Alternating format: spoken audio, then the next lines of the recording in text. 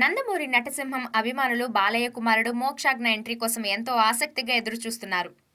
ఇక AP elections తర్వాత నందమూరి మోక్షాజ్ఞ సినీ ఆరంగేట్రం చేయనున్నారని వార్తలు వస్తున్నాయి. ఇక మోక్షాజ్ఞ బాధ్యతలను పాన్ ఇండియా డైరెక్టర్ చేతిలో బాలయ్య పెట్టినట్లు తెలుస్తోంది. మోక్షాజ్ఞ ఎంట్రీ కోసం ఓ ఇంట్రెస్టింగ్ న్యూస్ సోషల్ మీడియాలో వైరల్గా మారింది. ఆ వివరాలు ఈ స్టోరీలో తెలుసుకుందాం. ఒకప్పుడు లావుగా ఉండే మోక్షాజ్ఞ సినిమాల కోసమే తగ్గినట్లు తెలుస్తోంది.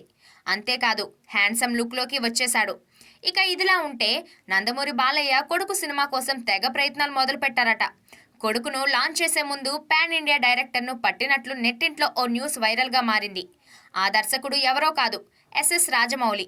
ఇప్పటివరకు ఒక్క ఫ్లాప్ కూడా లేని దర్శకుడు రాజమౌళితో మోక్షాజ్ఞ పాన్ ఇండియా సినిమా తీస్తే లైఫ్ సెటిల్ అయిపోతుందని బాలయ్య ఆలోచన అని తెలుస్తోంది.